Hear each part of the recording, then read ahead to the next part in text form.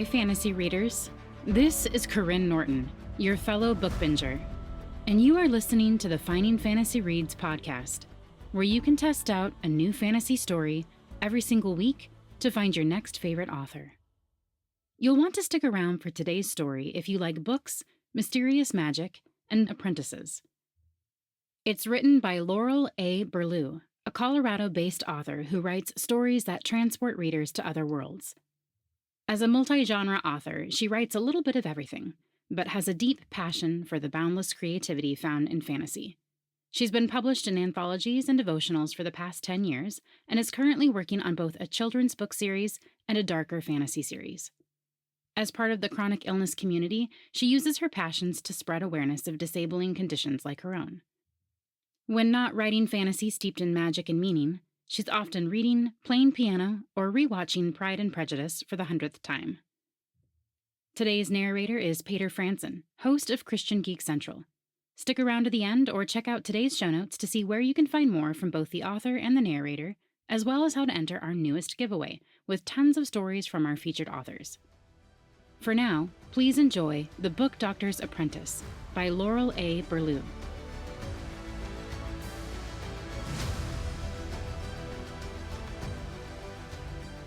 The screams woke Warden, as they did most mornings. Echoing voices of anguish called out for help from the corners of the house's first floor. There was a time the voices chilled his bones and sent shivers through his spine. Now Warden simply rubbed the sleep from his eyes and tumbled out of bed onto the plank floor. He tried to shake the fog from his brain, but it was thick as the mist that crawled through the forest every morning outside the house. He searched for his boots at the foot of the bed, tugging them on as his eyes adjusted to the light. Winter crystals stuck to his one small paned window. Warden threw a coat over his ink-stained shirt, but didn't bother with tidying the bed or washing his face. He never did those things when there was an emergency. A shiver ran down his spine, and he rubbed his hands together for warmth. He looked down at his fingers, raw and swollen from yesterday's work. Today would be difficult, slow work. Warden cursed silently. He trudged down the dark plank stairs, words spinning in his head as he flexed his swollen fingers. He tried to pull words out of the mire of his brain, but they wouldn't form cohesive patterns and thoughts. Warden went straight to the fireplace in the front room of the house, tossing kindling together and reigniting the flame through the ashes. Glancing at the pile of books haphazardly stacked right next to the firewood, he rolled his eyes.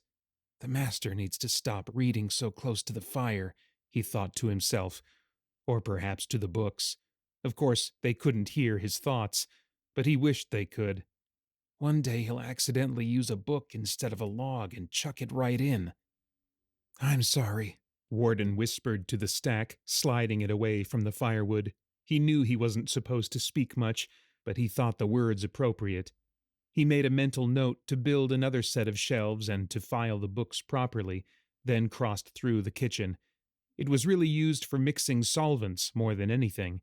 He walked into the master's workroom in the back, the one place in the home where light seemed to reach in and touch everything. Candles burned slowly, dripping onto shelves and rugs. Windows stood uncovered, unlike the rest of the home. And positioned in the middle of the room, amidst the chaos of books lined floor to ceiling, sat the workbench. The old, grayed master sat over it, back hunched. He barely moved, barely breathed as he looked through the magnifying glass at the book splayed out before him. Over the years, Warden saw more customers than he could count come through their front room. Stories of the book doctor's incredible work spread, and people traveled hundreds of leagues to bring their decrepit books in. No one else could hear the book's cries, none but those who apprenticed in the magic of soul paths. Even so, people knew something was wrong when their books fell apart, and they all knew there was only one place to take them in all of Tralian. Warden helped his master prepare and break open and stitch back together. It was grueling work, hours spent on the tiniest threads. The art of pulling souls back together was arduous, painstaking, but the worst part was dealing with the people the ones the books belonged to. Maybe that's why the master doesn't want us to speak much, Warden often pondered to himself. Sometimes Warden wished he could live in a world of nothing but books. The master grunted, hitched one shoulder, and tossed his head so his gray hair flopped towards Warden. Warden's eyes flashed to the work table, where a jar sat nearly empty beside the old man. The message was clear: get me more binding paste for the old epic ages. The elderly man didn't have to actually speak for Warden to understand him. The master was always saying they should only use a word if they were certain they couldn't stand the silence. Warden was meant to use words sparingly, cautiously, with reverence. Warden winced as another scream ripped through the house.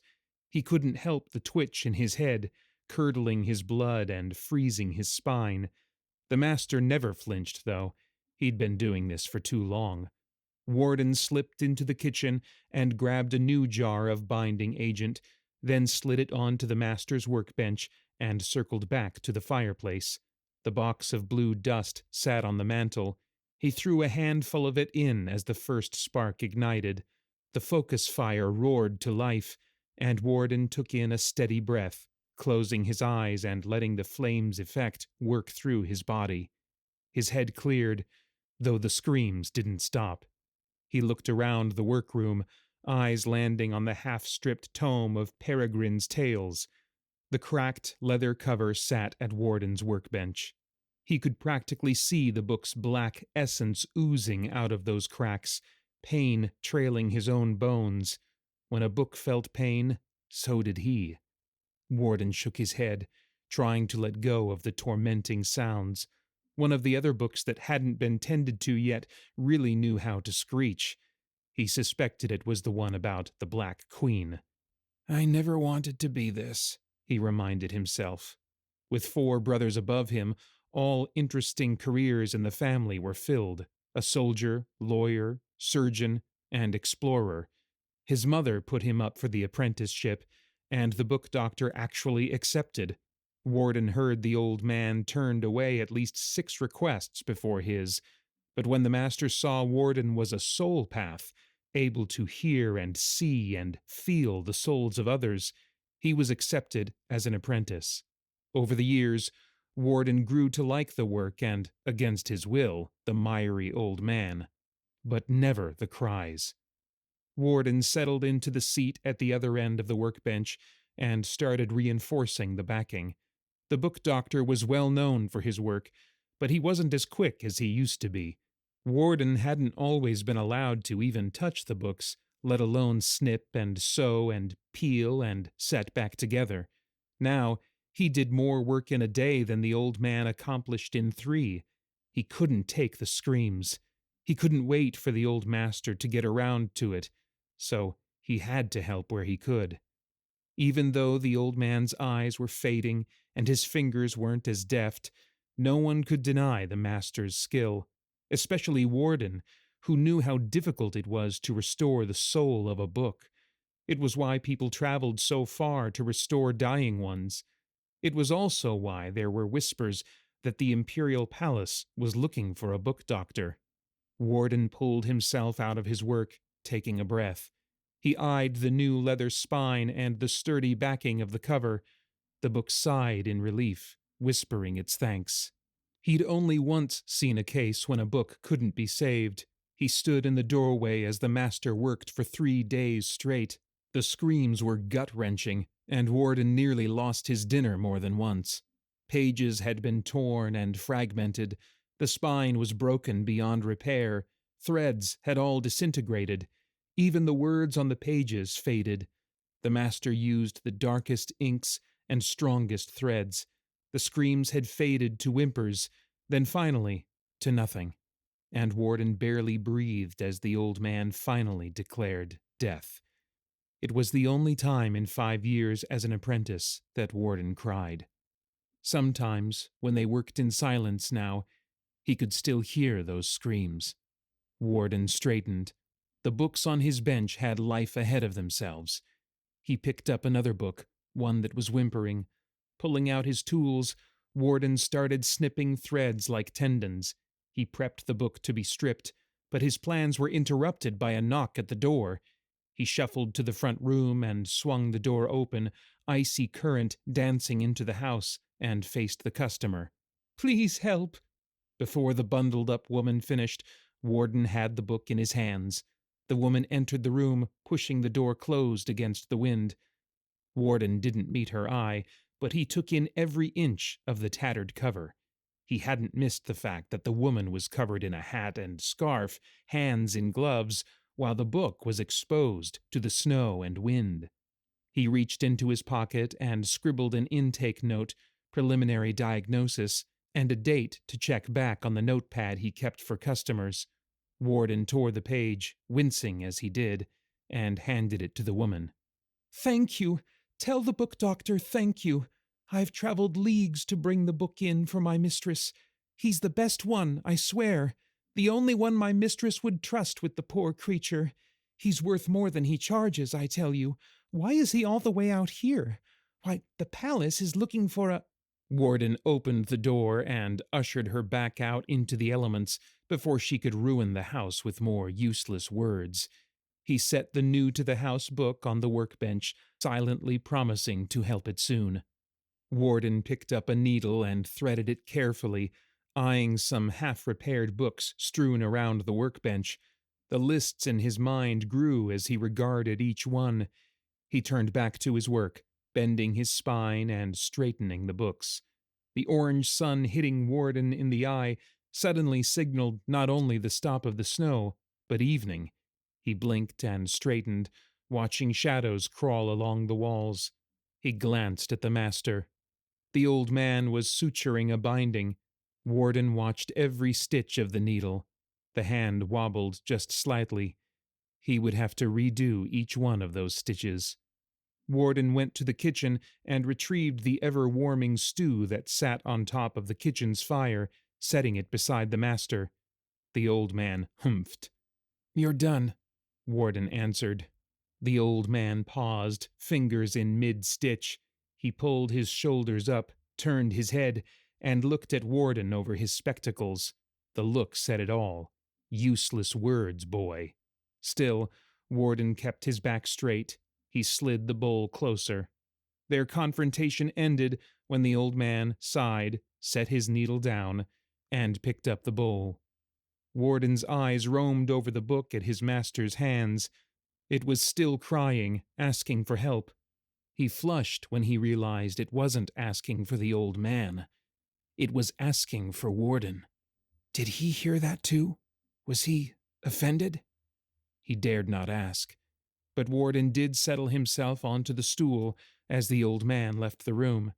He glanced at the retreating figure. When he was younger, Warden watched the doctor choose the right inks for each page, threads for each binding, tools to carve out replacement backs, and brushes to paint gold leafing onto covers. Recently, it seemed as if the magic was leaking out from the old man's fingers, right into Warden's. He examined the book's stitches and sighed. Half of them needed to be redone. There were some places where the threads shone with a pulsing gold, like blood rushing through veins, but there were inconsistencies. The bindings didn't hold together tightly. Warden shook his head. He wouldn't last at the palace. The people would rip his soul apart with their incessant speaking. The books wouldn't fare much better. But if the palace really is looking, they won't take no for an answer. He let his thoughts run across his mind as he worked. Warden worked backwards to fix the mistakes of the day, and didn't stop for the night until the cries did. It was the only way he'd be able to get to sleep anyway. He whispered things to the books as he worked, apologizing for the master's carelessness. The old man hadn't always been like that. "Tomorrow will be better," he promised one book as he snipped a few loose threads. As he finished, he became suddenly aware of the darkness that had crept into their home. Long shadows of evening were replaced with the empty black of night. The focus fire dwindled, and Warden felt the same fog start to settle over his brain again. He pulled himself up from the stool and cleaned off the debris from the day's work. Candles needed to be snuffed, jars restocked in the kitchen, and scissors, scalpels, tweezers organized atop the workbench. Finally, Warden found himself staring up at the stairs. The day's warmth had long faded, and he could feel the temperature drop with every step he climbed. The only noise that followed him was the squeaking of the old steps. "I'll fix that tomorrow." He made another mental note. Warden dragged himself to his attic and kicked off his boots, crashing onto his cot. Pulling the blankets up to his chin, he let the tension of the day melt and closed his eyes. Wind howled across the roof, and he listened to its lullaby as sleep claimed him. The gray morning swept in quickly, interrupting whatever dream Warden was having. He couldn't remember. There were no screams in the house. Nothing echoed from downstairs. He sat up and stretched, shaking sleep off his back. His feet touched the cold floor, and he shivered. Warden built up the fireplace in the front room, feeling a heavy black fog on his shoulders. He flexed stiff fingers, shoving them into a pair of gloves that would keep more swelling at bay for the time being. His eyes caught on several books that were still waiting to be stitched back together. The faded blue spines told Warden he'd have to find a space for the series to sit together, which might mean building another new shelf. His eyes swept over the front room. "Maybe one there," he noted on a spare patch of wood paneling. Setting the focus fire again, he sat down to eat and let his mind clear. But when he finished breakfast, he recognized how oddly still the house was. He walked to the stairs and paused, looking up at the dark floor above. The master's door was still closed. The wind had stilled from the night, and nothing stirred except the crackling fires and whispering pages. The blood drained from Warden's face. He realized the fog he felt wasn't the same as it was every other day. Something was different. He stepped onto the first stair and stopped, but didn't know why. Inhaling, Warden continued on. He opened the door to the master's bedroom, standing for a few minutes as breath refused to enter or exit his lungs. Nothing in the room stirred, and nothing ever would. His eyes latched onto the lump under the covers. There was no gentle rise and fall. There was no sound of breath. Even the books scattered in the room seemed to hold their breath in reverence. He didn't know how old the man had been, but he didn't realize he'd been that old. Warden's heart pounded in his ears. The steady rhythm woke him from his stupor, and he looked away. Closing the door, he went back downstairs. Warden wrote the message swiftly. He used a sheet of phoenix paper, the ones the master kept as treasures and only used in emergencies. As soon as the ink dried, he folded it and watched it burn and transform. Tiny flames formed into the shape of a bird and lifted from the desk. Warden rushed to the front door and let it fly out into the frozen, silent morning. He looked around at the forest before he shut the door. Even the snow and mist had stopped. The world paused to mourn with him. Warden closed the front door and looked at the suddenly massive house. Scores of books he'd promised to help. He might have worked faster than the master, but he was no master book doctor yet. "I'm not ready to take over the practice," he kept thinking over and over. "He wasn't supposed to leave me, not yet. I'm not ready." Sinking into the oversized chair at the other side of the fireplace, he tried not to listen as the books whispered about him. They wondered what would become of him now. The phoenix-papered reply came, the coroner came, and then Warden was left alone. 27 words, he thought, counting what he had to say out loud to the woman in black who came to take the old man away. They hadn't been able to stand the silence, he thought. Warden turned to his patients, to his books, and chose not to come up for air until forced to do so. He couldn't recall how much time he spent in solitude. Had it been a day, a week? The books cried and called, begging him to help. And he had to help them all. He hardly noticed the knock at the door until it persisted. Dragging himself from the books, he opened the door to face two looming figures, two royal guards. "We're here for the book doctor," one said, stepping inside and forcing Warden back. Warden shook his head. "He's been requested at the palace on official business of a sensitive nature. Is he here?" Warden frowned. How could he explain? The guards passed him, looked around the house, spoke loudly. Warden winced. "By order of the king," one of the guards pulled a scroll from his coat pocket and handed it to Warden. "Where is he?" The men turned around, sheathed swords knocking over one of the books in a stack. He crumpled the paper in his hand. "Stupid, stupid old man, leaving me here with this," he cursed, shaking his head. "They never take no for an answer. I didn't want this. I didn't want any of this." The old man left Warden with no other options. "The apprenticeship should have been another 5 years. I should have had more time. And I was promised another small-town position for my own practice one day, not—" Warden shook his head. He glanced at his books, hoping they could somehow understand that he was about to abandon them, though he wished he didn't have to. "It's me. I am the book doctor. Take me to the king."